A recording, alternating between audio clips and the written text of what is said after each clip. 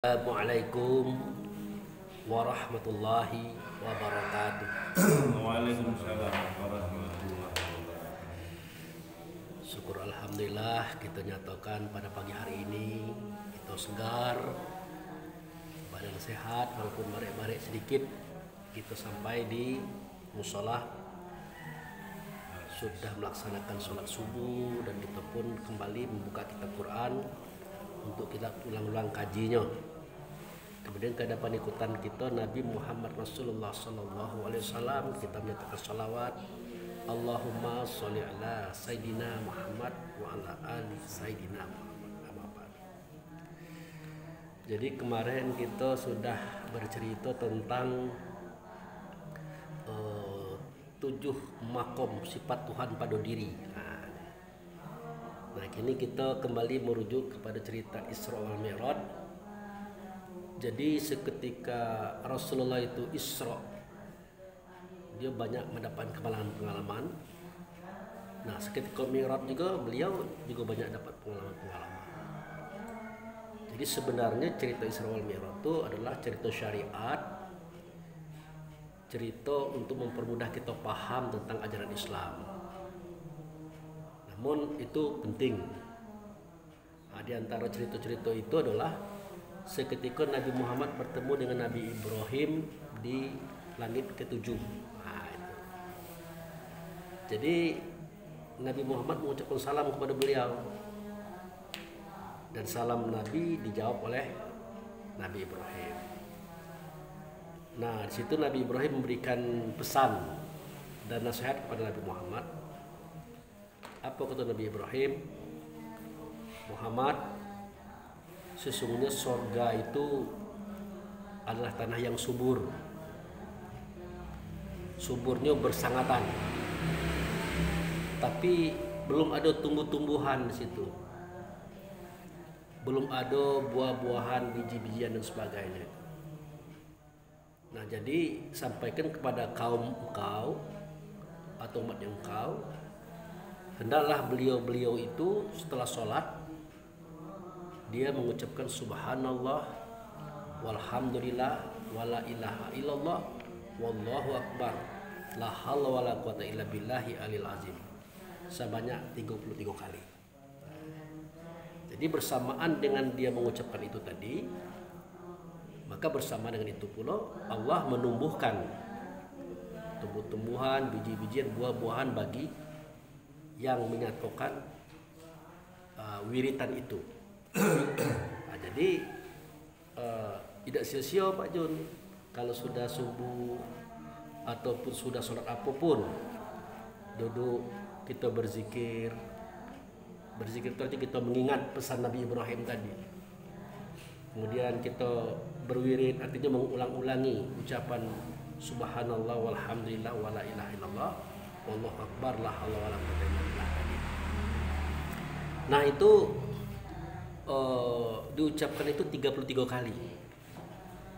Nah, timbul sejarah karena wiritan daripada bacaan tadi berulang-ulang, pokoknya disebut dengan wirid.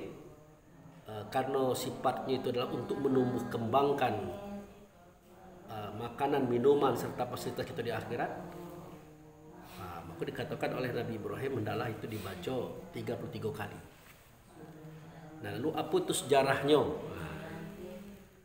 Jadi kita paham buah-buahan, sayur-sayuran, biji-bijian semua itu kan untuk makanan itu. Kalau makanan kan untuk tubuh badan jasad. Nah, rupanya wiritan dengan subhanallah walhamdulillah wala ilaha illallah wallahu akbar la haula wala quwata illa billah itu adalah sedekah tubuh namanya. Sedekah badan, sedekah jasad. Nah, dengan itu nanti si tubuh badan jasad ini dia akan mendapatkan imbalan di surganya itu berupa makanan, minuman serta fasilitas. Nah, apa sejarahnya? Maka 33 kali. Jadi seketika Allah berfirman, "Falyanzuril insanu mimma khuliqa mimma indafik yakhruju min baini sulbi wa tara'ib." Adalah manusia itu memikirkan, memperhatikan, mempelajari dari apa dia diciptakan. Sesungguhnya manusia itu diciptakan dari air sulbi yang memancar dari tulang dada tulang rusuk. Nah, jadi Allah Rasul itu bercerita tentang air laki-laki. Nah, pahamlah gitu kan. Nah, jadi seketika air laki-laki itu dipancarkan oleh sang ayah kepada bunda kita, itu terpancarlah itu makhluk di dalam air itu jutaan ekor, bahkan 100 juta lebih berserak dia. Nah, bentuk daripada makhluk itu, kepalanya cak telur ayam, badannya panjang, ekornya cambuk, jadinya seperti ini, seperti ikan, nah, atau seperti belut, nah, gitu. Berkejar-kejaran. Nah, kebanyakan mereka itu sebelum sampai kepada tujuan mati, Pak Jun, mati dia. Nah, tujuannya apa? Tujuannya pergi ke ovarium. Nah, ovarium itu artinya kantong telur perempuan. Di dalam kantong telur itu ada ovum atau telur perempuan. Itulah tujuannya itu. Jadi dia beramai-ramai itu nak ngejar itu, nak membuahi telur itu, telur yang sebuah itu. Nah, mereka berjuang, berjibaku. Nah, banyak yang gugur, banyak yang mati. Akhirnya sampailah mereka kepada telur tadi. Ini semuanya menumbur, ditumburnya telur itu. Dia nak masuk. Nah, di saat itu juga banyak yang mati. Udah capek, mati. Akhirnya adalah satu ekor yang berhasil masuk telur tadi. Atau 2 ekor, kembar 2 dia. 3 ekor, kembar 3. Nah, yang uniknya adalah seketika dia masuk, maka telur tadi mengeluarkan cairan, yang lainnya mati kena cairan itu tadi. Yang uniknya adalah yang masuk tadi tidak mati. Nah, itu. Begitulah cara Allah memberikan peraturan kepada spermatozoa atau cikal bakal tumbuhan jasad kita tadi. Itu.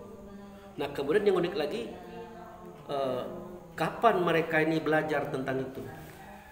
Tentang ovum itu harus dicari di ovarium, kemudian ovum itu harus dibuahi. Kapan mereka belajar? Kok bisa mengerti seperti itu? Jadi di sini kita bisa melihat bahwa Allah Subhanahu wa Ta'ala itu sudah mendidik alam semesta, mengajarkan alam semesta, termasuklah mengajarkan spermatozoa tadi kalau dia dipancarkan, tugasnya di situ cari itu. Apa tujuannya? Untuk membuahi telur yang ada dalam ovariumnya perempuan. Jadi Pak Jun setelah dia masuk, yang masuk itu sebenarnya bukan perlu spermatozoa itu. Karena waktu dia menumbur, setelah itu robek kulit tadi, ekornya putus, Pak. Tentu kepalanya pecah. Maka ada satu titik yang dikeluarkan dari kepala itu kecil kan dia. Jangankan yang dikeluarkan itu, sperma itu aja tidak bisa nampak yang mata kepala. Saking kecilnya cikal bakal tubuh kita ini. Makanya kita lah besar, lah gedang, lah berkuasa, kita nak melawan Tuhan itu kan tak masuk akal. Tapi itu terjadi. Mereka menentang Allah, melawan Allah, ingkar kepada Allah macam-macam. Nah itu.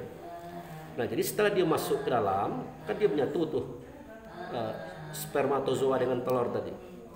Hari ke hari, minggu ke minggu, bulan ke bulan, dia belah 2 aja, belah 2. Sudah itu belah 4. Sudah tuh belah 8, belah 16, belah 32. Dari 32 belahan itulah nanti Allah membuat segi-segi tubuh badan jasad kita.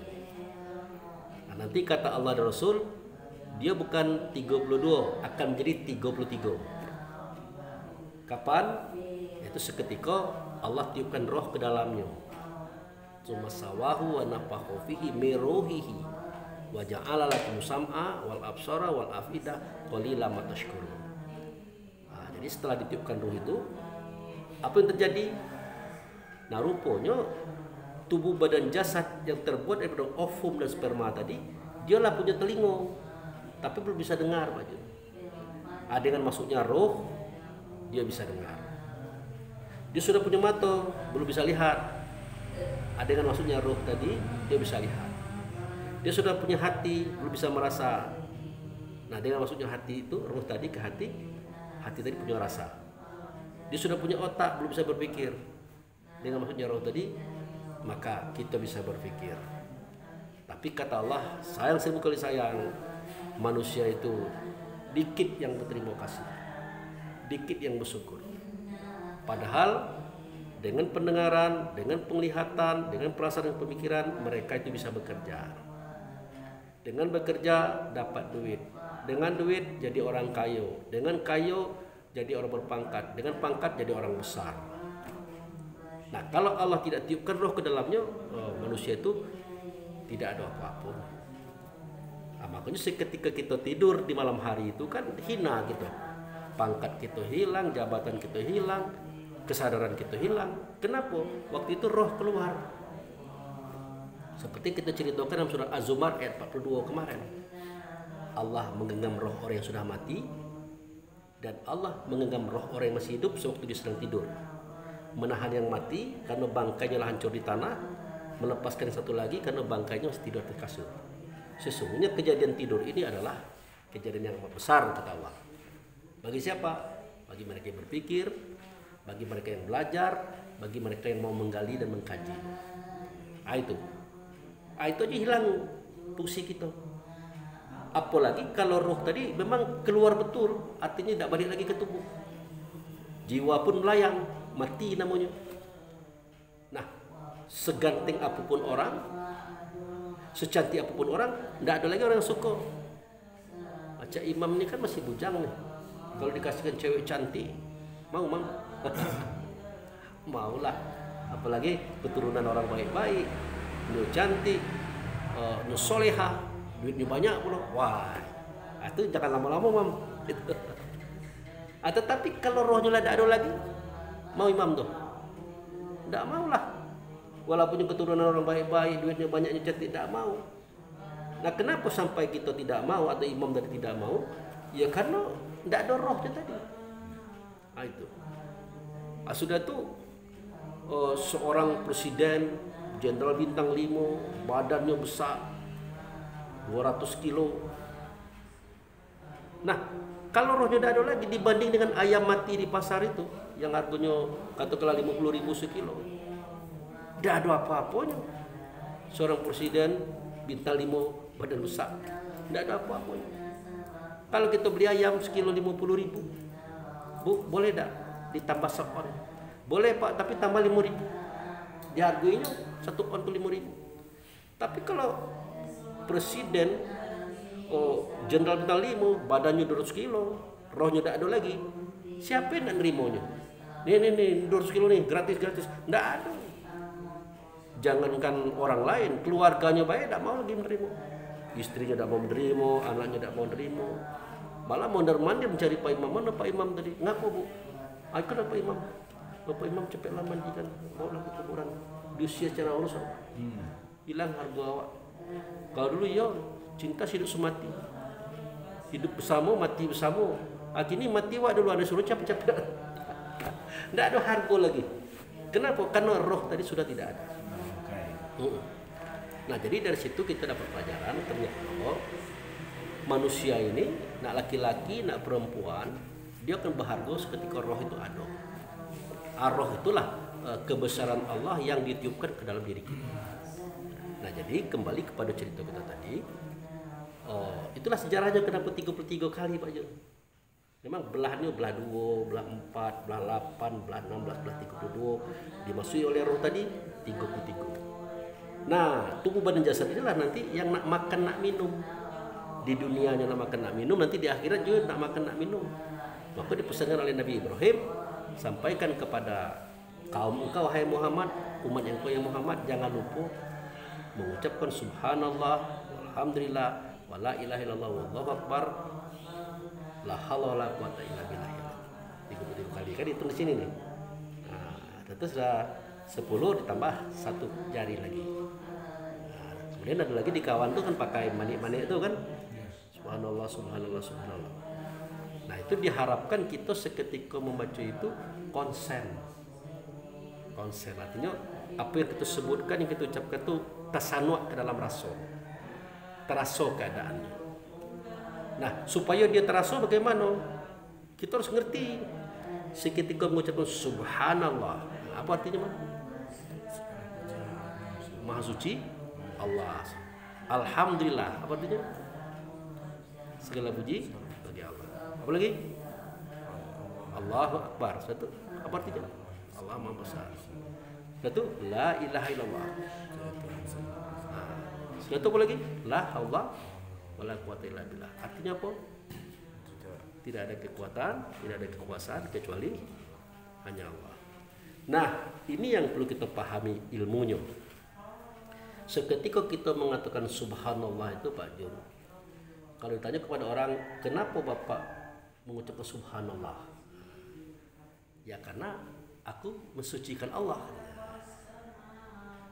Karena aku mensucikan Allah. Dengan ucapan maha suci engkau ya Allah, maha suci engkau ya Allah. Sebenarnya bukan itu. Kalau Allah itu tidak perlu disucikan, karena Allah itu maha suci. Artinya, seketika kita mengucapkan subhanallah, waktu itulah Allah mensucikan diri kita, Pak. Ya paham ya? Allah mensucikan diri kita, dibersihkan di hati kita, dibersihkan di pikiran kita, perasaan kita. Jadi kita tidak gampang terkontaminasi, kata orang kita. Tidak gampang terpengaruh, tidak gampang terprovokasi, tidak gampang dihasut-hasut orang. Karena kita bersih. Dari mana efeknya? Dari ucapan subhanallah, subhanallah, subhanallah, subhanallah. Nah, jadi disanukkan kan. Sehingga dengan ada itu Allah membersihkan jiwa kita, roh kita, keberadaan kita. Ya, amin. Sudah subhanallah lagi. Alhamdulillah, alhamdulillah. Segala puji dan syukur bagi Allah. Sebenarnya ya alhamdulillah itu artinya segala puji itu bagi Allah. Apa itu puji? Sidik, amanah, tabligh, fatanah itu sifat. Sidik artinya benar. Amanah dapat dipercaya. Tabligh menyampaikan kebenaran. Fatanah itu cerdik lagi bijaksana. Itulah bagi Allah.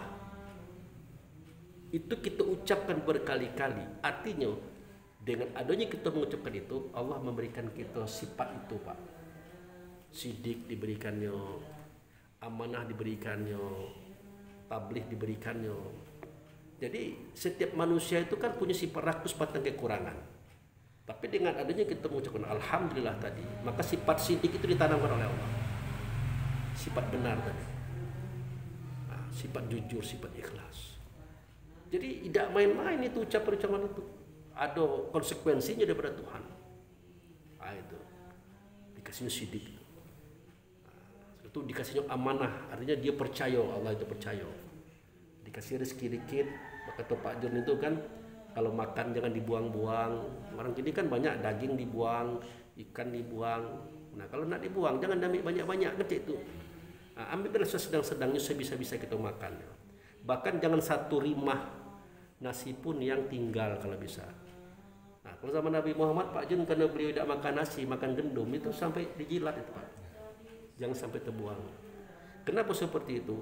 Karena untuk melahirkan sebutir padi itu repot Pak, panjang sejarahnya. Nah, mungkin kan kita sama-sama mencari di kampung Pak Jun. Mulai dari mencangkul sawah, mengairi, itu membancah ya. Merancah atau merancah, menjadikan itu lumpur. Sudah itu dibasahi lagi, lagak beceknya barulah disemai.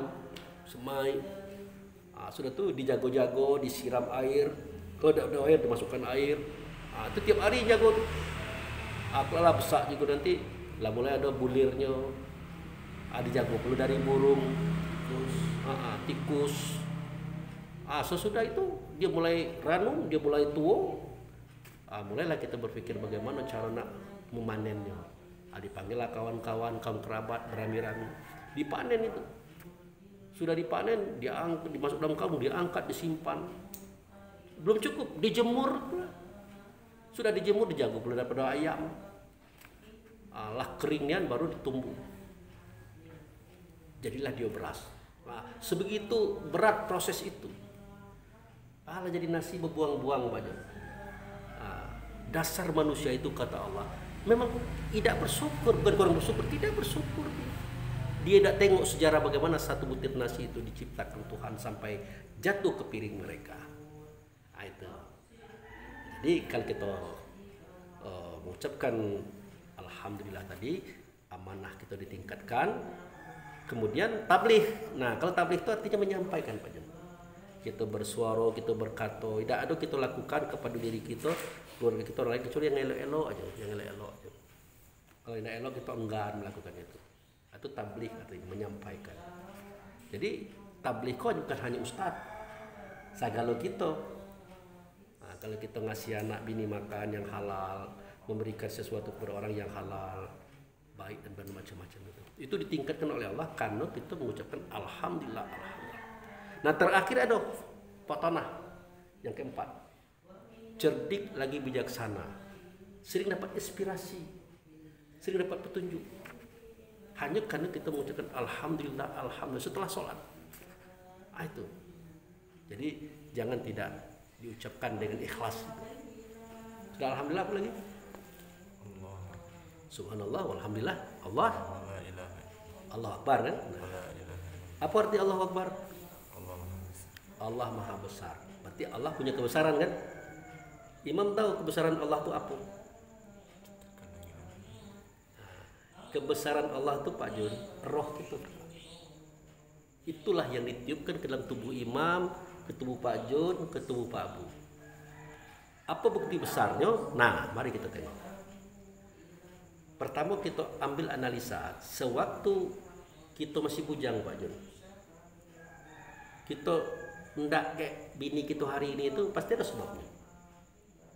Kalau kata orang, wah itu kan nonyo cantik Pak Abu. Nah, itu. Kalau perempuan itu kan nonyo ganteng Pak Abu. Bukan. Salah itu. Yang benar itu adalah karena di dalam dado perempuan itu ada roh Pak. Di dalam dado laki-laki itu ada roh. Kalau tidak ada rohnya itu tadi yang Pak cerita tadi. Mana ndak imam walaupun dia keturunan bangsawan, nya cantik, nya soleha, duitnya banyak, tapi rohnya tidak ada, tidak mau gitu. Nah, roh itulah kebesaran Allah yang ada di dalam diri kita. Jadi kita mau dengan bini kita hari ini kan ada roh. Kalau ada roh mana kita mau? Nah gitu. Kemudian orang menjadi presiden, menteri, pejabat, tentara, polisi, bintang 5, itu karena ada roh tadi. Kalau sudah tidak ada roh, kalau tidak ada kebesaran Allah di tubuh kita, maka nilai kita lebih rendah daripada ayam potong di pasar minggu. Tidak ada harganya. Nah, itu. Bahkan memarek-marekkan aja itu. Jangankan orang lain, bini kita, anak kita cari-cari Pak Imam, cepatlah mandikan, antar lagi ke kuburan situ. Nah.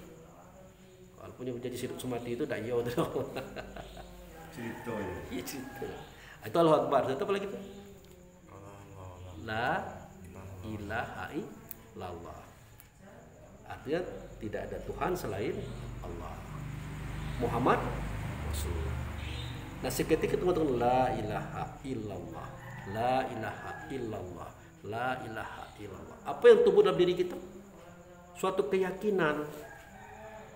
Tidak ada zat, tidak ada sifat, tidak ada nama, tidak ada perbuatan yang ada dalam semesta itu Allah galau.